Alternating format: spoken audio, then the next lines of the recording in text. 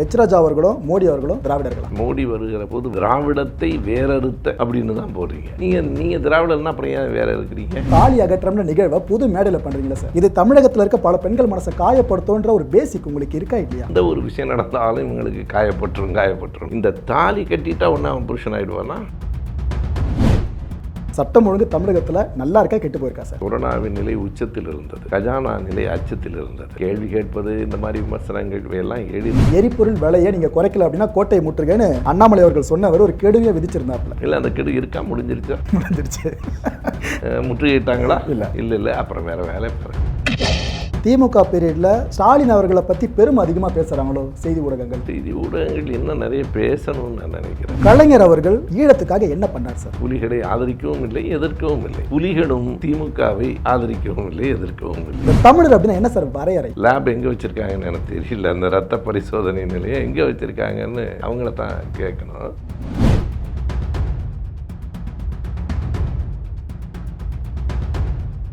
வணக்கம் களம் நிகழ்ச்சி நேயர்களே. இன்னைக்கு நம்ம நிகழ்ச்சிக்கு திரு சுப வீரபாண்டியன் ஐயா அவர்கள் தான் வெல்கம் பண்ணிடலாம். வணக்கம் சார். வணக்கம். எப்படி இருக்கீங்க? நல்லா இருக்கு. ஒரு சில பார்ப்பனன்ற வார்த்தை பதத்தை பிரயோகப்படுத்த மாட்டீங்க, மேடையில் பேசுறப்ப கூட பார்ப்பனியம்னு ஜென்ரலா அடிக்கிறீங்க. அப்படி அடிச்சீங்கன்னா பார்ப்பனியம் என்பது ஒரு ஆதிக்க கோட்பாடு. நான் எந்த தனி மனிதனையும் சொல்லலை. அது ஒரு திராவிடம் என்பது விடுதலை கோட்பாடு, பார்ப்பனியம் என்பது ஆதிக்க கோட்பாடு. இரண்டுமே இனத்தை குறிக்காது, கோட்பாடுகளை ஒரு கருத்தியலைத்தான் குறிக்கும். இப்போ என்கிட்ட ஒருத்தர் கேட்டார், இந்த மாதிரி சாதி எதிர்ப்பு, பாலின சமத்துவத்தை எல்லாம் ஒத்துக்கிற ஒருத்தர் பஞ்சாபில் இருந்தாலும் அவர் திராவிடர் ஆவாரான்னு, அமெரிக்காவில் இருந்தாலும் ஆவார்னு சொன்னார். எனக்கு ஒன்றும் திராவிடம் என்பது கருத்தியல் என்று சொன்னால் உலகெங்கும் திராவிடர்கள் இருக்கலாம். ஆகினாலே இந்த கர்நாடகத்திலே மாறி போயிட்டது என்பது நீங்கள் அந்த நிலத்தின் அடிப்படையில் சொல்லுகிறீர்கள். நான் நிலமாக அதை பார்க்கிறேன். அந்த தொடர்பு இருந்தது, திராவிட நாடு என்று சொல்லப்பட்டது, அதையெல்லாம் நான் மறுக்கலை. திராவிட மொழி குடும்பம் என்கிற கால்டுவெல் கருத்து எதையும் மறுக்கலை. ஆனால் எந்த ஒன்றும் கால ஓட்டத்தில் மாறும். இதை நான் அண்மையில் கூட்டத்தில் பேசியிருக்கேன். சைவம்னா என்னென்னு பேசியிருக்கேன். சைவம் என்றால் அது மதத்தை குறிக்கும் நம்ம நினைக்கிறோம். இவர் சைவ செட்டியாருங்கிறான், அது சாதியை குறிக்கும். சாப்பிட போகும்போது நீங்கள் சைவமா சார் அப்படின்னா அது உணவு பழக்கத்தை குறிக்கும். அது கூட நான் என்ன சொன்னேன்னா, தமிழ்நாட்டில் தான் இங்கே சைவம் என்பது புலால் மறுப்பு. கொஞ்சம் கர்நாடகத்துக்கு போயிட்டீங்கனாலே அது வீர சைவம். வடநாட்டுக்கு போயிட்டீங்கன்னா அது ருத்ர தாண்டவம், மண்பே சிவமெல்லாம் இல்லை. அங்கே யாருன்னா வைஷ்ணவர்கள் தான் புலால் தின்ன மாட்டான். காந்தியாருடைய வரலாற்றுலேருந்து பார்க்கலாம். நீங்கள் பாம்பே போயிருந்தீங்கன்னா ஜெயின் ஃபுட்டுன்னு சொல்லிட்டா போதும். அந்த இடத்துல எந்த புலால் உணவும் இருக்காது. புலால் உணவு மட்டுமல்ல, அது முக்காயங்களை மறுப்பதும்பான். வெங்காயம், பெருங்காயம், உள்ளிக்காயம், பூண்டு. எனவே வடநாட்டுக்கு போயிட்டீங்கன்னா வைஷ்ணவன் தான் செய்வோம், அங்கே அவன் தான் செய்வான். மாறும். புரியுது சார். இங்கே என்ன மாறினாலும் ஒரு விஷயம் இந்த தலைமுறைக்கு கொஞ்சம் புதுசாக இருந்துச்சு. நாங்கள் ஹெச் ராஜா அவர்கள்கிட்ட இன்டர்வியூவில் ஒரு கேள்வி கேட்டிருந்தோம், யார் திராவிடன்னு சொல்லிட்டு. அப்போ ஒரு ஓப்பனாக சொன்னது ஹெச் ராஜா திராவிடன் அப்படின்னு சொல்லிட்டு, நம்ம நாட்டையே திராவிடன் தான் ஆள்றாரு, பிரதமர் மோடியும் திராவிடன் தான் சொன்னார் சார். உங்கள் கண்ணோட்டத்தில் பார்த்தீங்க அப்படின்னா ஹெச் ராஜா அவர்களும் மோடி அவர்களும் திராவிடர்களா? கண்டிப்பாக இல்லை, கண்டிப்பாக இல்லை. அவர்கள் திராவிடர்கள். அவர்கள் இப்போது தங்களை திராவிடர்கள் என்று ஹெச் ராஜா சொல்லிக் கொள்வதற்கு நான் அப்போதே இதற்கு நான் விடையும் சொல்லிட்டேன். ஹெச் ராஜா திராவிடர் என்றால் சாதிய குணமுடையவர்கள் திராவிடர்கள் இல்லை. நீங்கள் ஆதிக்க குணமுடைய ஹெச் ராஜா தன்னை திராவிடன் என்று சொல்லுவது, அப்புறம் இதே ஹெச் ராஜா தான் இந்த ஆரியம் திராவிடம் என்பதெல்லாம் குப்பை கூடைக்கு உரியது, அப்படி ஒன்று கிடையவே கிடையாது என்று சொன்ன ஹெச் ராஜா இப்போது தானும் திராவிடன் என்று சொல்லிக்கொள்ள வேண்டிய தேவை எதற்காக ஏற்பட்டிருக்கிறது? அதாவது திராவிடத்தையே அழிக்க வேண்டும். நேற்றைக்கு கூட சுவரொட்டி பார்த்தேன், மோடி வருகிற போது வரவேற்பு அளிக்கிற போது திராவிடத்தை வேறறுத்த அப்படின்னு தான் போடுறீங்க. நீங்கள் திராவிடன்னா அப்புறம் ஏன் வேற இருக்கிறீங்க? இது அவர்களிடம் எப்போதும் இரண்டு பழக்கம் உண்டு. எதிர் நின்று எதிர்த்தல், முடியாத போது உள்வாங்கி செரித்தல். ரெண்டாவது ப்ராசஸில் இருக்காங்கன்றீங்க. அவர்களால் இனி திராவிடத்தை எதிர் நின்று எதிர்க்க முடியாது என்கிற தோல்வியை ஒப்புக்கொண்டு நாங்களும் திராவிடர்கள்னு உள்ளே வருவதற்கு முயற்சிக்கிறார்கள். திராவிடன் என்றால் நான் மறுபடியும் அதை சொல்ல வேண்டியதுக்கு நான் அதில் அப்படி தான் சொன்னேன். ஹெச் ராஜா பூணூலை அறுத்தறிந்து விட்டு சொல்லட்டும்னு சொன்னேன். குறைந்தபட்சமாக அது அறுத்தறிந்தவுடனேயே திராவிடன் ஆகிட முடியாது. நீங்கள் மன அடிப்படையில் ஒரு சாதி ஒழிப்பையும் பாலின சமத்துவத்தையும் ஏற்றுக்கொள்ள வேண்டும். அதுதான் சமூக நீதி.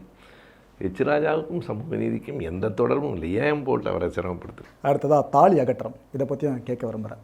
நம்ம ஊரில் சென்டிமெண்ட் இருக்கும், தாலின்ற ஒரு விஷயம் பொண்ணு கழுத்தில் இல்லாமல் இருந்துச்சுன்னா புருஷன் இல்லைன்னு அர்த்தம். இப்போ கலைஞர் அவர்கள் ஒரு விஷயம் பண்ணியிருந்தாங்க, அதாவது விதவைலாம் போடாதீங்கப்பா, மேலே பொட்டு இல்லை, கைம்பெண்ணு போடுங்க, ஒன்றுக்கு 2 பொட்டு வரும்னு சொல்லிட்டு மாற்றங்களை கொண்டு வந்தாங்க. வரவேற்புக்குரியதாக இருந்துச்சு, மாற்ற கருத்து இல்லை. ஆனால் இந்த தாலி சென்டிமெண்ட்டையும் தமிழக பெண்களையும் பிரிக்க முடியாது. இது நல்லா உங்களுக்கே தெரியும், திராவிடர் கழகத்தை சேர்ந்த எல்லாருக்குமே தெரியும், உங்கள் இயக்கத்துக்கும் கண்டிப்பாக தெரியும். இருந்தாலும் அவ்வப்போது இந்த தாலி அகற்றம்னு நிகழ்வை புது மேடையில் பண்ணுறீங்களா சார்? இது தமிழகத்தில் இருக்க பல பெண்கள் மனசை காயப்படுத்தும்ன்ற ஒரு பேசிக் உங்களுக்கு இருக்கா இல்லையா? இந்த காயப்படுத்துறது எந்த ஒரு விஷயம் நடந்தாலும் இவங்களுக்கு காயப்பட்டுரும் அப்படிலாம். அதனால தான் சார் நம்மளை பகுத்தறிவாளின்னு சொல்கிறாங்க. அவ்வளவு காயப்படுகிற மனங்கடையில் ஒருவர் கருத்தை இன்னொருவர் ஏற்க மறுக்கலாம். அதாவது நீங்க சொல்றபடி பார்த்தீங்கன்னா ஸ்டேஜில் ஓப்பன் ஸ்டேஜில் தாலியை தூக்கி போட்டாலும் தமிழகத்தில் ஒரு பெண்ணும் கவலைப்பட மாட்டாங்க. யாரும் தாலியை அறுத்து எறியவில்லை, அகற்றாங்க. அந்த வார்த்தை பெண்களாக தாங்களாக தாலியை கலட்டுகிறார்கள். அதுக்கே மற்றவங்க வருத்தப்படணும். நான் ஒரே ஒரு விஷயம் கேட்குறேன், நான் கருப்பு சட்டை போட்டிருக்கேன், நீங்கள் கருப்பு சட்டை போட்டிருக்கா நாங்கள் காயப்பட்டோம்னா மருந்து தான் போட்டணும். கருப்பு சட்டையை தாலி என்பது ஒரு மரபு ரீதியாக தாலியில் தான் கணவர் உயிர் வாழ்கிறாரா என்ன, அப்படி ஒரு எண்ணம் ஏற்படுத்தப்பட்டது. அதை பெரியார் என்ன சொன்னார்னா, பெரியாருக்கு தாலிக்கு என்ன பிரச்சனை? அவர் என்ன சொன்னார், நீங்களே எண்ணி பாருங்கள், 2 பேரும் மாலை மாற்றிக்கிறாங்கல்ல, மோதிரம் மாற்றினால் கூட 2 பேரும் மாற்றிக்கிறாங்கல்ல, தாலி கட்டினா 2 பேரும் கட்டிக்கணும்லன்னு கேட்டார். அவ்வளோதான். ஏன் பெண்ணுக்கு மட்டும் அடையாளம்னு கேட்டார். அதாவது கட்டினா நீயும் கட்டிக்கடா, இல்லைன்னா 2 பேரும் வேண்டாம், 2 பேருக்கும் வேண்டாம். மனம் ஒத்திருப்பது தான் மன வாழ்க்கையை தவிர இந்த தாலி கட்டிட்டா ஒன்று அவன் புருஷன் ஆகிடுவானா? தாலி என்பதெல்லாம் அப்படி ஒரு சென்டிமெண்ட்டை உருவாக்கி நம்ம திரைப்படங்களில் வேறு இந்த தாலி திடீர்னு அப்படி க்ளோஸ்அப் கேமராவில் ஆடும். ஐயோ, தாங்க முடியாத ஒரு விஷயம். மக்கள் பெரும்பான்மையானவர்கள் பல விஷயங்களை ஏற்கலை. ஆனால் அதற்காக அதை நம்ம என்ன பேசுகிறோம், நீ எல்லாம் தாலி ஏற்கணும்னா சொல்கிறோம். இல்லைம்மா, இந்த தாலி என்பது ஏன் ஒருவருக்கு மட்டும் இருக்கிறது, யோசிச்சு பாருங்கள் அப்படின்னு திருமண வீட்டில் நான் பேசுகிறேன். அது நான் சுவிட்சர்லாந்தில் நடந்த ஒரு நிகழ்ச்சியை நான் சொல்லுவேன். அந்த மேடைகளில் பல இடங்களில் சொல்லியிருக்கேன். உண்மையாக நடந்தது. நான் ஜூரிக்கில் இருந்தேன், நான் வேறு கூட்டத்துக்காக போயிருந்தேன். எங்கள் திருமணத்துக்கு நீங்கள் வந்துருங்களேன்னு கேட்டு சொன்னாங்க. சரி வர்றேன்னா, அந்த தம்பி வந்து ஈழத்தை சார்ந்தவர், பொண்ணு ஜெர்மனியில் பிறந்தவங்க, 2 பேரும் சுவிஸில் வேலை பார்க்குறாங்க. மொழி வேறு, இனம் வேறு, பழக்க வழக்கங்கள் வேறு, எல்லாம் வேறு. காதல் வந்தது, திருமணம் பண்ணிக்கிட்டாங்க. அப்போது அந்த தம்பி கேட்டது, இது நடந்த செய்தி, உங்கள் முறைப்படி மோதிரம் மாற்றிக்கலாம், எங்கள் முறைப்படி தாலியும் கட்டிக்கலாமான்னு கேட்டபோது, தாலின்னா என்னன்னு அந்த பொண்ணு கேட்டு, அந்த பையனுக்கு சொல்ல தெரியல. It is nothing but gold செயின்னு சொன்னான். ஓகே, டசன்ட் மேட்டர்னு சொன்னாங்க. அடுத்த நாள் 2 பேரும் கடைக்கு போனாங்க. அங்கே நகை கடை வச்சுருக்கெல்லாம் நம்ம ஆளுங்களாம், ஈழத்தமிழர்கள். அவனுக்கு சுவிட்சர்லாந்து நகை போட்டு பழக்கம் இல்லை, எல்லாத்தையும் அங்கே கொண்டு போயிட்டோம். அங்கே அந்த பொண்ணு என்ன பண்ணிச்சு, இங்கே வந்து பாருங்கள் இது நல்லா இருக்கான்னு ஒரே மாதிரி 2 தங்க செயின் எடுத்து காட்டு. எதுக்கு 2ன்னு அந்த பையன் கேட்டான். நீங்கள் தானே மோதிரம் மாதிரி தாலி, நீங்கள் மோதிரம் 2 பேரும் மாற்றிக்கிற மாதிரி அந்த பொண்ணு வந்து பெரியாரெலாம் படித்த பொண்ணு இல்லை, ரொம்ப சாதாரண தர்க்கம், சாதாரண லாஜிக். இந்த 2 செயினையும் எடுத்து வச்சுருக்கேன். இல்லை நாங்கள் மட்டும்தான் பெண்ணுக்கு கட்டுவோம், பெண் திருப்பி கட்டுறது, அதை நான் ஒத்துக்க மாட்டேன்னு அந்த நடந்த விஷயம் நடந்தது. அந்த பொண்ணு என்ன சொன்னிச்சுன்னா, இது என்ன ரொம்ப இல்லாஜிக்காக இருக்கேன்னு கேட்டு, நீங்கள் தாலி கட்டுவதுன்னு ஒரு பழக்கம் இருக்குது, அது ஒரு தங்கச்சங்கிலின்னா 2 பேரும் தானே மாற்றிக்கணும், அது என்ன நீங்கள் மட்டும் எனக்கு மட்டும் அடையாளம் உங்களுக்கு இல்லைன்னா தட் ஐ டோன்ட் அக்ரி அப்படின்னு சொன்னது நடந்தது. கடைசியாக தாலி எதுவும் இல்லை, மாலை மாற்றி கொண்டார்கள். மோதிரம் கூட அந்த பொண்ணு சொன்னிச்சு, வேண்டான்னா விட்டுருங்க, எனக்கு பிரச்சனை இல்லை அப்படின்னு சொன்னது. அது 2 பக்கமும் சமமாக இருக்க வேண்டும் என்பதற்காக சொல்லுகிறோமே தவிர, தாலி கட்டுகிற மரபு, நானே 50 ஆண்டுகள் ஆயிடுச்சு எனக்கு திருமணமாகி. அப்போ எனக்கு இந்த சிந்தனையெல்லாம் இல்லை. தாலி கட்டினேன், சுயமரியாதை திருமணம், புரோகிதர் இல்லை, சடங்குகள் இல்லை, மந்திரம் இல்லை, மணமாலை மாற்றிக்கொண்டோம், தாலி நான் மட்டும் கட்டினேன். பிறகு எனக்கு புத்தி வந்ததுக்கப்புறம் நான் சொல்கிறேன், வேணாம் நீ கழட்டி தூக்கி போட்டு, நீங்களே சொல்லிட்டீங்க. நானே சொல்லிட்டேன், தூக்கி போட்டது வேண்டாம், நான் தப்பு பண்ணிட்டேன், வேண்டான்னு. என் மனைவியும் இப்போ ஏறத்தாழ அது சரிதான், தாலி ஏன் பெண்களுக்கு மட்டும் அப்படின்னு வந்தாலும் முதல் கட்டம் என்னவாக இருந்ததுன்னா, ஏங்க அவசகுணமாக பேசுகிறீங்க அப்படின்னு என் மனைவி ஆயிடுச்சு. தாலி கட்டினா நான் செத்து போயிடுவேலான்னு கேட்டேன். இப்படி ஒரு நம்பிக்கையை வளர்த்து வச்சுருக்குறோம். பிறகு இப்போது என் மனைவியின் நிலை என்னென்னா, எனக்கு இது ஒன்றும் இல்லை, ஆனால் பார்க்குறவங்கெல்லாம் என்ன எது கேட்டுக்கிட்டு இருப்பாங்க, 70 வயசாகிடுச்சு இனிமே ஏங்க அப்படின்னு சொல்லிகிட்ருக்கு. நான் இப்போவும் அது வேண்டான்னு சொல்கிறேன். தாலியில் ரொம்ப நம்பிக்கை உள்ள என்னோடய மருமகள்லாம் நான் பார்க்குறேன் லண்டன் போகும்போது அது சில நேரத்தில் அந்த ஸ்டாண்டில் தொங்குது. முந்தியெல்லாம் பெண்கள் என்ன பண்ணுவாங்கன்னா அதை எடுத்து வைக்கிறதுக்கு 1000 சடங்குகள் செய்து கால வளர்ச்சியில் மாறும். ஆனால் நீங்கள் நினைக்கிற விஷயம் சாத்தியமாகுது அப்படின்னா தமிழகத்தில் 2த்துல 1 தான் நடக்கும். ஒன்று ஆணும் பெண்ணும் தாலி கட்டிக்கணும், அப்படி இல்லைன்னா 2 பேர் கழுத்துல தாலியே இருக்கக்கூடாது.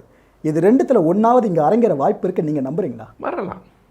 இப்போ எங்களுக்கு தெரிந்து சுயமரியாதை திருமணங்கள் எத்தனையோ திருமணங்கள் தாலி இல்லாமல் நடக்குது. 2 பேரும் கட்டிக்கிட்டுலாம் தெரிய வேண்டியது இல்லை. அந்த வேலையே வேண்டாங்கிறேன் நான். அது ஒன்றும் வேலியெல்லாம் அல்ல, இயல்பாக புரிதல் இருக்கும். இப்போ தான் நீங்கள் ஒரு விஷயம் சொல்கிறீங்களே, லிவிங் டுகெதருங்கிறத நீதிமன்றமே ஒத்துக்குதுன்னா அதுக்கப்புறம் என்ன தாலி வெங்காயம் தேவைப்படுது? ஒன்றும் கிடையாது. அவங்க மனம் சார்ந்த செய்தி அது. 2 பேருக்கும் தாலி வேண்டாம் என்பது எங்கள். Okay sir. சார், அதிமுக ஆட்சி இருக்குல்ல சார், முந்தைய ஆட்சி, அந்த டைமில் சட்டம் ஒழுங்கு ரொம்ப கெட்டு போயிருந்துச்சா, இல்லை இப்போதைய திமுக ஆட்சியில் கெட்டு போயிருக்கா சார்? ஒரு சில நிகழ்வுகள் இங்கும் அங்குமாக நடப்பதை வைத்து திமுக ஆட்சியில் சட்டம் ஒழுங்கு கெட்டு போயிடுச்சுன்னு இன்னைக்கு வரைக்கும் யாரும் சொல்ல மாட்டாங்க. ஓகே, ஏன்னா 1-2 நிகழ்வு வந்தால் பரவாயில்ல சார்.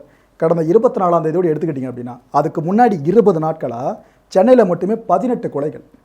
இது சட்டம் ஒழுங்கு கெட்டதை ப்ரூவ் பண்ணுதா இல்லை?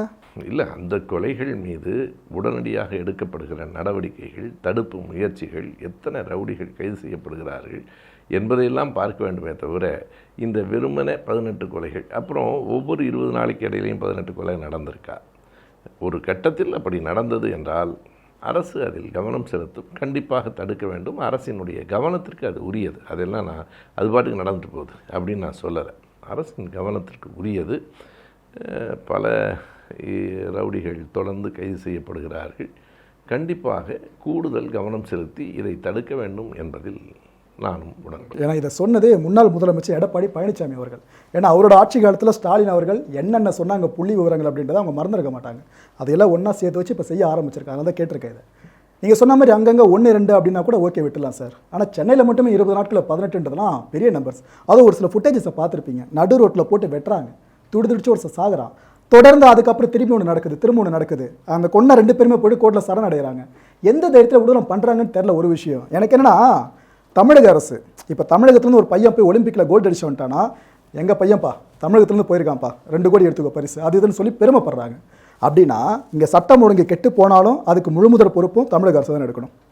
அதை பண்ணுறாங்கன்னு கேட்குறேன். இல்லை, அரசாங்கம் தான் பொறுப்பு. அது யாரும் இல்லைன்னு சொன்னாங்க. ஒரு என்ன பிழை நடந்தாலும் ஒரு அரசு அதற்கு பொறுப்பேற்க வேண்டும், இல்லைன்னு நம்ம சொல்லலை. ஆனால் நீங்கள் ஒன்றை நினைத்து பாருங்கள், நான் எடப்பாடி ஆட்சி, முந்தைய ஆட்சி, எல்லா ஆட்சிகள்லையும் சேர்த்து சொல்கிறேன். எதிர்க்கட்சிகள் எப்போதும் சுட்டி காட்டுவது எதிர்க்கட்சியினுடைய வேலை. இப்போ எடப்பாடி அதை சொல்கிறாருன்னா எனக்கு ஒன்றும் அதில் வருத்தம் இல்லை. ஒரு எதிர்க்கட்சி தலைவர் அவர் எப்போவாவது எதிர்க்கட்சி தலைவராக பணியாற்றுகிறாருங்கிறதே கேட்க மகிழ்ச்சியாக இருக்குது. ஏனென்றால் பெரும்பாலும் அதிமுகவை பாஜக அழித்து கொண்டிருக்கிறது. நீங்கள் கவனத்தில் வைங்க. என்னை பொறுத்தளவு அதிமுக காப்பாற்றப்பட வேண்டும்னு கருதுகிறவன் நான். அதிமுகவையும் திமுக தான் காப்பாற்றணும்னு நினைக்கிறவன் நான். ஏன்னா அவங்க பிஜேபி ஏறத்தாழ அவங்கள முடிச்சிடுறாங்க. எடப்பாடியோ பன்னீர்செல்வமோ எதிர்த்தெல்லாம் பாஜகவை பேசிட முடியாது. ஏன்னா அந்த கயிறு அவங்கள்ட்ட இருக்குது, அது உலகத்துக்கே தெரியும். அதனால் எடப்பாடி இப்படியெல்லாம் பேசினார் என்றால் மகிழ்ச்சி தான். அவர் எதிர்க்கட்சிக்காரர் சொல்லுகிறார் என்று அதை கவலைப்படாமல் விட வேண்டியதில்லை. அரசாங்கம் அதை கவனத்தில் எடுத்து அதற்கான தடுப்பு நடவடிக்கைகளை கண்டிப்பாக மேற்கொள்ள வேண்டும். டைரெக்டாக அந்த பதில் வந்துருமான்னு கேட்குற ஒரு வார்த்தையில், சட்டம் ஒழுங்கு தமிழகத்தில் நல்லா இருக்கா கெட்டு போயிருக்கா சார்? நல்லா இருக்கு. இந்த 18 கொலைகள் 20 நாள் நடந்து, அதாவது இந்த ஒரு 18 கொலைகளை வைத்துக்கொண்டெல்லாம் ஒரு நாட்டின் சட்டம் ஒழுங்கை முடிவு. இதுக்கு முன்னாடி ஒரு சில புள்ளி விவரங்களை மட்டுமே வச்சு அசம்பிளியில் எந்த அளவு பேசியிருந்தோம் ஞாபகம் பேசியிருக்கிறோம். அதுக்கு அவங்களும் பதில் சொல்லியிருக்காங்க. அப்போ அவங்களும் இதை தான் சொல்லியிருப்பாங்க. அதாவது நீங்கள் எடப்பாடி ஆட்சியின் மீதான என்னை போன்றவர்களுக்கான பெரிய விமர்சனம் என்பது, எடப்பாடி ஆட்சியில் சட்டம் ஒழுங்கு முற்றுமாய் கெட்டு இருந்தது அப்படிலாம் நான் சொல்ல. அங்கே கூடுதலாக லஞ்ச ஊழல் இருந்தது, நிர்வாக செயல்பாடுகளே இல்லாமல் இருந்தது, முடங்கி கிடந்தது. அதுதான் முதன்மையாக சொல்லப்பட்டது. கூடுதலாக லஞ்சம் ஊழல்னா அப்போ திமுக ஆட்சியில் லஞ்சம் ஊழல் இருக்குது, ஆனால் அந்தளவுக்கு இல்லை, மிக அதிகம். அதாவது நான் முதலே சொல்லிட்டேன், எந்த இடத்துலையும் யார் ஒருவரும் எந்த தாசில்தாரும் ஒரு காசு கூட வாங்க அப்படிலாம் நான் செயற்கையாக பேசுறது இல்லை. இருக்குதாங்க. நீங்கள் இன்றைக்கும் போக்குவரத்து துறையிலையோ இந்த பத்திரப்பதிவுகள்லையோ இருக்கலாம், சின்ன அளவுலையோ இதுலையோ இருக்கலாம். தலைமை சரியாக கண்டுக்காதா இவங்களை? கண்டுக்காது இல்லைங்க. நீங்கள் நடைமுறை என்று ஒன்று இருக்கிறது. நீங்கள் ஒவ்வொரு தாசில்தார் ஆஃபீஸ்லேயும் பத்திரப்பதிவுலையும் இதெல்லாம் ஒரு அரசு மாற்றத்தில் நடந்துறாரு. சிம்பிளாக கேட்குறேன், புரியுது நீங்கள் சொல்கிறது. இப்போ திமுக ஆட்சி அதிமுக ஆட்சி சேர்த்து நான் கேட்குறேன். இப்போது கவர்மெண்ட் வேலைக்கு வர்றதுக்கு ரொம்ப கஷ்டப்பட்டு தான் வந்திருப்பாங்க. அவங்க தான் லஞ்சமாக வாங்குறாங்க. சிஎம் நினச்சாருன்னா, ஏன்பா இதுக்கப்புறம் நீ லஞ்சம் ஒன்று வாங்கி உன் மேலே ஏதாவது குற்றச்சாட்டுன்னு வந்துட்டாலே உன்னை வேலையை விட்டு தூக்கிடுவேன், இந்த மற்றவங்களை பண்ணுறமே சஸ்பெண்டால வேலையை விட்டு தூக்கிடுவேன். இந்த ஒரு சின்ன ஆர்டரை பிறப்பிச்சாங்கன்னா தமிழகத்தில் லஞ்ச லாவண்ய புழக்கம் போகுமா போகாதா? சரி, அப்படி ஒரு ஆணை பிறப்பிக்கப்பட வேண்டும் என்பதை நானும் ஏற்கிறேன். செய்யல, அதையே இப்போ வரைக்கும் செய்ய மாட்டாங்க. எந்த இல்லைங்க, நீங்கள் ஒரு அரசு கவனம் செலுத்த வேண்டிய 1000 செய்திகள் இருக்கு. இல்லை நீங்கள் இது அடிப்படைன்னு நீங்கள் சொல்ல முடியாது. ஏன்னு கேட்டால் திமுக ஆட்சிக்கு இந்த முறை வந்தபோது ஒரு நாளைக்கு 36,000 பேர் கொரோனாவில் பாதிக்கப்பட்டு இருந்தான். அதாவது நான் கூட்டத்திலே சொன்னேன், கொரோனாவின் நிலை உச்சத்தில் இருந்தது, கஜானா நிலை அச்சத்தில் இருந்தது. இதுதான் உண்மை. அதில் கவனம் செலுத்த வேண்டிய பல கட்டாயங்கள், பல்வேறு வேலைகள் இருக்குது. கேள்வி கேட்பது, இந்த மாதிரி விமர்சனங்கள் இவையெல்லாம் எளிது. ஒரு அரசு ஆட்சியை நடத்துவதில் 1000 பிரச்சனைகள் இருக்கின்றன. இதிலும் அரசு கூடுதல் கவனத்தை செலுத்த வேண்டும் என்பதில் எனக்கு மாற்று கருத்தில்லை. கண்டிப்பாக செலுத்துவார்கள் என்று நான் நம்புகிறேன். நான் பணம் அதிகமாக சரியான வழியில் புழங்கலை அப்படின்னாலே உள்ள பிளாக்ல ஓடிக்கிட்டு இருக்குன்னு அர்த்தம். அதுக்கு பேசிக்கே பார்த்தீங்கன்னா இந்த லஞ்ச லாவண்யம் அதிகமாக இருக்கிறது தான். கொரோனா டைமில் கொரோனா பற்றி நம்ம அதிகமாக பேசலாம், ஆக்ஷன் எடுக்கலாம், பண்ணலாம். ஆனால் வருஷத்துக்கு 365 நாள் இருக்குது. எல்லா நாளும் நம்ம கொரோனா பற்றி பேச போகிறதில்ல. அட்லீஸ்ட் ஒரு நாளாவது அந்த ஆர்டரை பிறப்பிச்சிருக்கலாம். அதை ஏன் பிறப்பிக்க மாட்டோம்னு ஒரு ஆதகத்தை கேட்டிருந்தேன், அவ்வளோதான். ஆனால் நீங்களும் அதை அவமதிச்சு தான் பேசுவீங்க. தமிழக அரசுக்கும் அது மாதிரி ஆணைகள் பிறப்பிக்கணும், லஞ்சத்தை ஒரு அரசு ஒழிக்கணுங்கிறதுல யாருக்கு ரெண்டாவது கருத்து. ஓகே சார், எரிபொருள் விலையை நீங்கள் குறைக்கல அப்படின்னா கோட்டையை முற்றுகைன்னு அண்ணாமலை அவர்கள் சொன்னவர் ஒரு கெடுவையை விதிச்சிருந்தாப்புல. அதுக்கு நீங்கள் ஒரு பதில் கொடுத்துருக்கீங்க. இல்லை, அந்த கெடு இருக்கா? முடிஞ்சிருச்சு.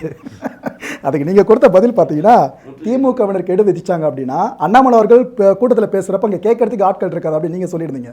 இது எப்படி சார் எடுத்துக்கலாம்? பதில் கருத்துன்னு எடுத்துக்கலாமா, இல்லை சுபி அவர்கள் ஓப்பனாக மிரட்டுறாருன்னு எடுத்துக்கலாம்? அப்படின்னு எல்லாத்தையும் சொல்லிட்டு இருக்கிறாங்க. ஒரு மிரட்டலும் இல்லை. அதில் ஒரு காணொலியில், டே அண்ணாமலை, நான் அப்படிலாம் யாரையும் எப்பவும் பேசவே மாட்டேன், இன்றைக்கு எனக்கு இயல்பாக அப்படி பேசவே வராது, பேச சொன்னால் கூட பேச மாட்டேன். அண்ணாமலை மீது நமக்குள்ள மதிப்பு உண்டு. நீங்கள் திமுகவுக்கு நீங்கள் கெடு விதிப்பீர்களானால் திமுக திரும்ப கெடு விதித்தால் நீங்கள் பேசுகிற கூட்டத்துக்கு கூட ஆள் வரமாட்டான்னு சொன்னேன். ஆனால் திமுக இப்போ கெடு விதிக்க மாட்டேது சார். அண்ணாமலையை பொருட்படுத்தி திமுக கெடு விதிக்க வேண்டியதில்லை. நீங்கள் ஒரே ஒரு கேள்வி நான் முதல்ல கேட்டதிலே முடிஞ்சிருச்சு. அந்த கெடு முடிஞ்சிருச்சா இருக்கான்னு கேட்டு முடிஞ்சிச்சு. முற்றுகையிட்டாங்களா? இல்லை. அப்புறம் வேறு வேலை பாருங்க. அவ்வளோதான் அண்ணாமலையோட அளவு. சும்மா அது ஒரு மேடை பேச்சு. அது ஒரு கட்சியின் மாநில தலைவராக இருக்கிறவர் அப்படிலாம். அதையே அடுத்தது அவங்க கட்சியில் இருக்க கேபி ராமலிங்கம், இங்கேருந்து நம்ம சேர்ந்து போனவர் தான், அவர் 3 நாள் அல்ல 3 மாதம்ட்டார். அது ஒரு 3 வருஷத்துக்கு ஓடும். அவ்வளோதான். ஓகே சார், அடுத்ததான் நம்ம ஆளுநர் பஞ்சாயத்துக்கு வந்துடலாம் சார். இப்போது காங்கிரஸ் மத்தியில் ஆட்சியில் இருந்து அவங்க நியமித்த ஒருத்தர் தமிழகத்தில் ஆளுநராக இருந்திருந்தார் அப்படின்னா, நம்ம ஸ்டாலின் அவர்கள் இப்போ பிஹேவ் பண்ணிட்டு இருக்காங்கல்ல, ஒரு மாதிரி இந்த ஆளுநருக்கும் முதலமைச்சருக்கும் முட்டிக்கிட்டு போகிற விஷயம், இதே மாதிரி அந்த டைமில் இருந்திருப்பாரா? ஆளுநர் விஷயத்தில் முதலமைச்சர் அப்படி நடந்துக்கிறாருன்னு சொல்லாதீங்க, ஆளுநர் அப்படி நடந்து விடுகிறாருன்னு. சரி, ஓகே. ஆளுநரோட அடிப்படை வேலையை அவர் செய்யாமல் மற்ற எல்லா வேலையும் செஞ்சுட்டு, ஆமாம், நீதிமன்றம் கொட்டு வச்சது பார்த்துருந்தோம் நம்ம. ஆமாம், ஒன்றும் நீங்கள் எந்த இடத்திலாவது முதலமைச்சர் ஆளுநரை ஒரு சொல்லாவது தரம் குறைந்து பேசியிருக்கிறாரா? எதுவும் இல்லை. நீங்கள் இந்த நீட்டை நாங்கள் நிறைவேற்றி அனுப்பியிருக்கோம், அதை அரசுக்கு அனுப்புங்கள் அப்படின்னு தான் சொல்கிறார். அந்த வேலையை செய்யுங்கள் என்று முதலமைச்சர் சொல்லுகிறார். ஆனால் இன்றைக்கு நீங்கள் பார்க்கலாம், ஆளுநர் ஒரு 10 நாளைக்கு முன்னால், ஒரு மாதத்துக்கு முன்னால் இந்த ஆளுநருக்கும் இப்போ இருக்க ஆளுநருக்கும் வேறுபாடு இருக்கிறது. அவர் வந்துட்டார் ஐபிஎஸ், என்ன இப்படிலாம் ஒரு பூச்சாண்டி காட்டிட்டு அந்த ஐபிஎஸ் என்ன பண்ணிட்டாரு?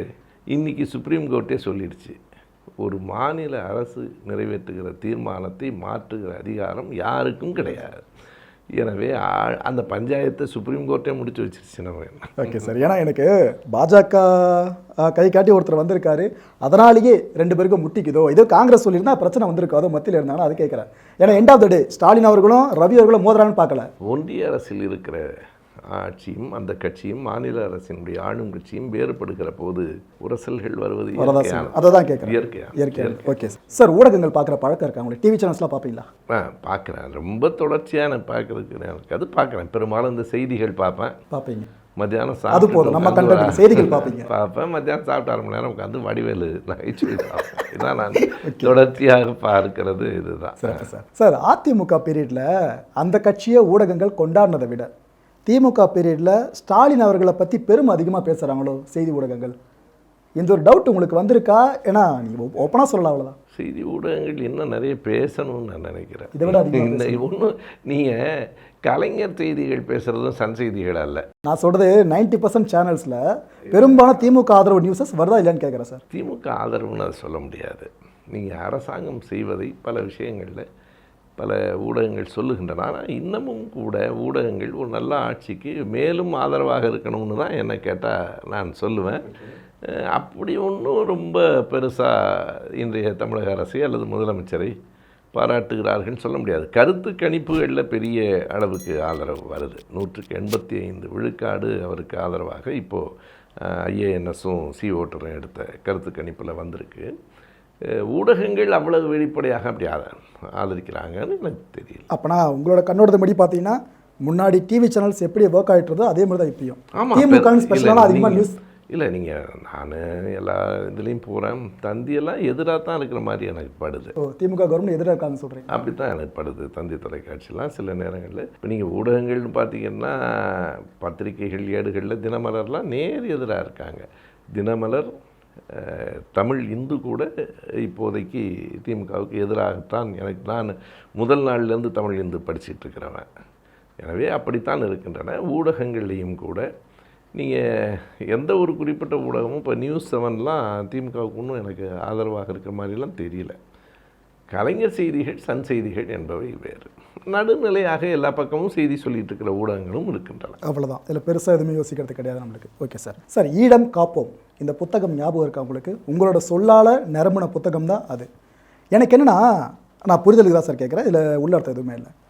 கலைஞர் அவர்கள் ஈழத்துக்காக என்ன பண்ணார் சார்? எங்களுக்கு வந்து செவிவழி தகவல் என்னென்னா, அந்த டைமில் எம்ஜிஆர் அவர்கள் மேதகு பிரபாகரன் அவர்களுக்காக கோடிக்கணக்கில் பணம் கொடுத்த காலத்தில் கலைஞர் அவர்கள் 500 ரூபாய் 5000 ரூபாய் மட்டும்தான் கொடுத்தாரு.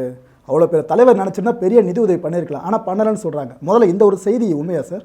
எம்ஜிஆர் கொடுத்ததாக சொல்லப்படுவது அவருடைய தனி நபர் பணம். ஆமாம், சரிதானா? கலைஞர் கொடுத்தது அவருடைய பிறந்த நாளில் வந்த நன்கொடையை 5ஆக பிரித்து 5 அமைப்புகளுக்கும் கொடுத்தார்.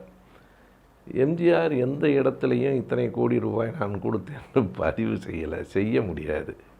ஏன்னா அத்தனை கோடி ரூபாய் கணக்கில் வந்த பணமாங்கிற அடுத்த கேள்வி வந்துடும்.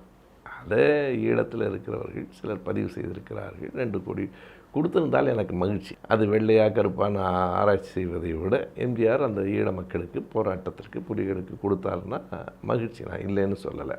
கடைசியாக 89ல் இலங்கை இந்தியா ஒப்பந்தம் வரும்போது எம்ஜிஆர் விரும்பியோ விரும்பாமலோ இந்தியாவின் பக்கம்தான் இருந்தார். அதானே உண்மை. அவருக்கு அப்போ உடல் நலமும் இல்லை. அப்போ பக்கத்துலேருந்து ராஜீவ்காந்தி அவர் கையை எம்ஜிஆர் தானாகவே உயர்த்தலை, வேறு தான் கையை உயர்த்தினார் கடற்கரை கூட்டத்தில். அவருக்கு உடல் நலமும் இல்லை. ஆனால் இந்திய இலங்கை ஒப்பந்தத்தை எல்லாம் திமுக கடுமையாக எதிர்த்தது. 91 ரஜீவ் கொலை வரையில் முழுமையாக திமுக புலிகள் போராட்டத்துக்கு ஆதரவாக இருந்தது. அதுக்கப்புறம் கூட திமுக ஜெயலலிதா அளவுக்கெல்லாம் எதிர்க்கவே இல்லை. பிரபாகரனை இங்கே அழைத்து வந்து தூக்கில் போட வேண்டும்னு சொன்னவர் ஜெயலலிதா. புலிகளை ஆதரிக்கவும் இல்லை, எதிர்க்கவும் இல்லை. ஒரு கட்டத்துக்கு அப்புறம் புலிகளும் திமுகவை ஆதரிக்கவும் இல்லை, எதிர்க்கவும் இல்லை. நீங்கள் ரெண்டையும் சேர்த்து பார்க்க. எனக்கு என்னன்னா, தமிழின தலைவரா பிரபாகரன் அவர்களை பார்க்கலாமா, கலைஞர் அவர்களை பார்க்கலாமா? பிரபாகரன் அந்த மக்களின் விடுதலைக்காக போராடியவர். நான் அவரை மதிக்கிறேன். இந்த தமிழின தலைவர் என்பதெல்லாம் நாம் கொடுக்கிற, அந்த விரும்புகிறவர்கள் கொடுக்கிற பட்டம். நீங்கள் பரந்துபட்ட அளவில் கலைஞர் என்பவர் ஒரு கூடுதலான மக்களின் தலைவராக இருந்தார், இன்றைக்கும் இருக்கிறார். பிரபாகரன் அவர்கள் ஒரு விடுதலை போராளியாக இருந்தார். 2க்கும் வேறுபாடு உண்டு. கலைஞரையும் பிரபாகரனையும் ஒப்பிடுவதே 2 தளங்களில் இயங்கியவர்கள். ஒரு அரசியலும் அவர் இராணுவ தளத்திலும் இயங்கியவர், 2 நாடுகளில் இயங்கியவர். இதில் யார் தலைவர்னு யார் ஓட்டு போட்டு எப்படி முடிவு பண்ணுறது? இந்த போட்டியே எதற்காக வைக்கப்படுகிறது என்றால் பிரபாகரன் ஆதரவாளர்களை கலைஞருக்கு எதிராக திருப்புவதற்காக. அதற்கு ஒரு உள்நோக்கம் இருக்குது அரசியலில். 2 பேரையும் ஒப்பிடுவது. 2 பேரையும் ஒப்பிடும்போது கலைஞர் தான் சொல்கிறவங்களெல்லாம் பார்த்திங்களா பிரபாகரனை குறைச்சி மதிப்பிட்டார் என்று சொல்லி, இது ரொம்ப மலினமான உத்தி. இப்போ வரைக்கும் அதை ஃபாலோ பண்ணிட்டு இருக்காங்கன்னு சொல்கிறீங்க? அப்போ ஒரு கூட்டம் இங்கே இருக்குது, எனக்கு தெரியும். ஓப்பனாக கேட்குறேன் சார். தமிழ் தேசியவாதிகளாக இப்போ வரைக்கும் கிளைம் பண்ணிக்கிட்டு இருக்காங்களே, தமிழகத்தில் ஒருத்தர் முதலமைச்சராக ஆள்றார் அப்படின்னா அவர் தமிழராக தான் இருக்கணும்னு சொல்லிட்டேன். இந்த தமிழர் அப்படின்னா என்ன சார் வரையறை உங்களோட கண்ணோட்டத்தில்? அதை நீங்கள் அவங்கள கேட்கணும். அந்த லேப் எங்கே வச்சுருக்காங்கன்னு எனக்கு தெரியல. அந்த ரத்த பரிசோதனை நிலையம் எங்கே வச்சுருக்காங்கன்னு அவங்கள தான் கேட்கணும். இவர் தமிழர் இல்லை என்று சொல்லுகிற அந்த தமிழருங்கிறத முதல்ல மெய்ப்பிச்சிட்டாரா? ரொம்ப இந்த பிறப்பு அந்த சாதி அடிப்படையில் தீர்மானிக்கிறதெல்லாம் அதுக்கு பேசப்போனால் இன்னும் ரொம்ப மோசமாக போயிடும். உங்களோட கண்ணோட்டத்தை ஓப்பனாக சொன்னால் கொஞ்சம் நல்லாயிருக்கும் சார். அதாவது தமிழகத்தை தமிழ் ஆளணும்னு சொல்கிறாங்களா, அந்த ஒரு விஷயத்தை பற்றி கேட்குறேன். தமிழர்கள் தான் ஆண்டு கொண்டிருக்கிறார்கள். பிரகாசம் தெலுங்கு சார்ந்தவர் ஆண்டதும் கூட அப்போ என்னென்னா, அப்போ அது சென்னை தலைமாகாணமாக இருந்தது. ஆந்திராவின் பகுதிகள் உள்ளே இருக்கிற போது அங்கே இருக்கிறவனும் சேர்ந்து வருவதற்கு வாய்ப்பு இருந்தது. பிறகு அது மறுக்கப்பட்டது. பெரியாரே ஒரு தெலுங்கு பார்ப்பனரை விட ராஜாஜி இருந்து விட்டு போகட்டும்னார். ராஜாஜி பார்ப்பனர் தான், தமிழ்நாட்டு பார்ப்பனராவது இருந்து விட்டு போகட்டும்னார். ராஜாஜியும் எல்லையில் பிறந்தவர், சரிதானா? அதனால் ராதாகிருஷ்ணன் தமிழ்நாட்டுக்காரன்னு சொல்லுவாங்க, அவர் ஏறத்தாழ ஆந்திர எல்லையில் பிறந்த. அப்படி பார்த்து கொண்டிருக்கிறது அல்ல அரசியல். என்னை பொறுத்தளவு தமிழ் தேசியர்கள் நீங்களே சொல்லிட்டீங்க என்று கிளைம் பண்ணிக்கிட்டு இருக்கிறவங்கன்ட்டீங்க, அதுலேயே முடிஞ்சிருச்சு. ஏன்னா எல்லா கட்சியும் அது போல இருப்பாங்க. இப்போ திமுகன்னு சொல்லிட்டோன்னா அதில் இருக்க எல்லாருமே சுத்தமான திமுக கலைஞரும் ஸ்டாலினும் தமிழர்கள் இல்லை. பெரியாரையே இவர் தமிழர் இல்லை என்றால் வேறு எவர் தமிழர்னு திருமாவேலன் ஒரு அருமையான புத்தகத்தை இருக்கார். தமிழர் என்பது அதை பெரியாரே சொல்லியிருக்காரு. இவங்க என்ன புதுசாக அந்த வரையறை கேட்குறேன் சார், அவங்க கிளைம் பண்ணுற மாதிரினா அந்த வரையறை என்னன்னு கேட்குறேன். அதாவது தமிழை தாய்மொழியாக கொண்டவர்கள் மட்டும்தான் தமிழர்கள்னு சொல்ல முடியாது. நீங்கள் தமிழர்கள் யார் அப்படின்னு கேட்டால், பாரம்பரியமாக தமிழ் மண்ணில் வாழ்ந்து வருகிற அந்த குடும்பங்களை சார்ந்தவர்கள், திருமண உறவுகளை தமிழ் மண்ணிலேயே வைத்து கொண்டிருக்கிறவர்கள் என்பதெல்லாம் வரும். என்றாலும் தமிழர்களுக்காக பாடுபடுகிறவர்களை ஒதுக்கிவிட முடியாது. ஓகே, இப்போ நான் இன்னும் ஓப்பனாக கேட்குறேன்னு, ஒரு மலையாள கப்பல் சார், அவங்க தமிழகத்தை வந்து செட்டில் ஆகிட்டாங்க. அவங்களுக்கு பிறக்கிற குழந்தை தமிழ் மண்ணில் பிறக்குது, நம்ம தமிழ்நாட்டுக்குள்ளே. ஸ்கூல் காலேஜ் வேலை செய்கிறது எல்லாமே தமிழகத்தில் தான். இப்போ அந்த குழந்தை தமிழரா மலையாளியா? இது ஒரு பெரிய மரபு இனம் சார்ந்த ஆய்வுக்கு உரியது. நீங்கள் அந்த பிள்ளை தமிழ் உணர்வோடும் தமிழ்நாட்டிலேயே வளர்ந்ததுன்னு வைங்க, ஆனால் அது மலையாளம் தான் தாய்மொழின்னு கருதினால் அந்த பிள்ளை மலையாளி தான். இப்போ அந்த குழந்தைய நான் தமிழன்னு சொல்லுது சார். அதாவது தமிழை மட்டுமே அவர்கள் வீட்டு மொழியாகவும் வைத்திருக்கிறார்கள். அந்த குழந்தை தமிழ்நாட்டிலேயே மன உறவுகளை வைத்திருக்கிறது. என்றாலும் அவர்களுடைய மூதாதையர்கள் மலையாளத்தில் இருக்கிறதுல ஒன்றும் பெரிய தப்பு கிடையாது. தப்பு நான் சொல்லலை சார். ஏன்னா இப்போ நாலு பின்ன அந்த குழந்தை தமிழகத்தை ஆள போதுன்னு நினச்சிக்கோங்க. நீ தமிழன் கிடையாதுப்பா, தமிழகத்தை அந்த பிள்ளையா ஓடி வந்து கோட்டையில் உட்காந்துக்க முடியாதுல்ல. மக்கள் தேர்ந்தெடுத்தால் நாம் ஒன்றும் சொல்ல முடியாது. அவ்வளோ, இதுதான் கேட்குறேன். தமிழ் எனக்கு ஒரே விடை தான். மக்கள் ஒருவரை தேர்ந்தெடுத்தால் அவர் தான் முதலமைச்சர். அதுக்கப்புறம் உங்கள் ரத்த பரிசோதனையெல்லாம் செல்லாது. Super sir. ஆக்சுவலாக தமிழ் தேசியவாதிகளோட பிரைமரி நோக்கமே இதுதான், தமிழர் ஆளணும் அப்படின்னு சொல்லிட்டு. தாங்கள் ஆளணுங்கிறத அவங்க வேற வேற சொற்கள் சொல்லிட்டு அவங்க சொல்ல வர விரும்புறது தாங்கள் ஆடணும், இந்த நாட்டையே அடைய விரும்புகிறோம்னு.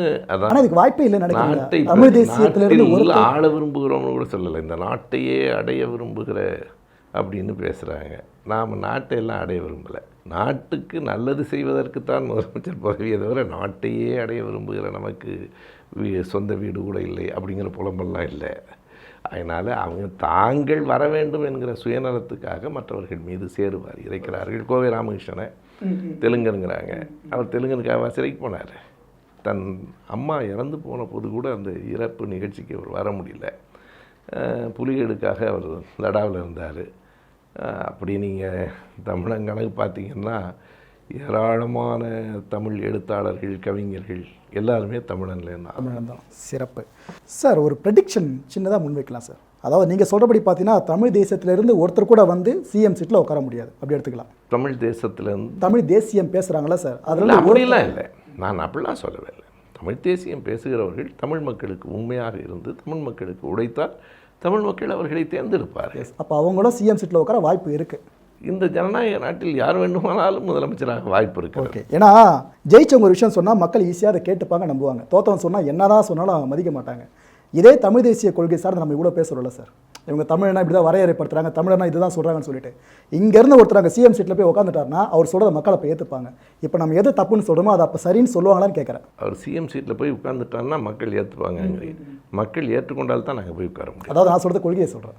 எதுவாக இருந்தாலும் முதல்ல மக்களிடத்தில் வாக்குகளை பெற்று தான் அங்கே போக முடியும். அங்கே போனதுக்கப்புறம் அவர் சொல்லுவது என்பது ஒரு நாட்டுக்கான சட்டம் தானே.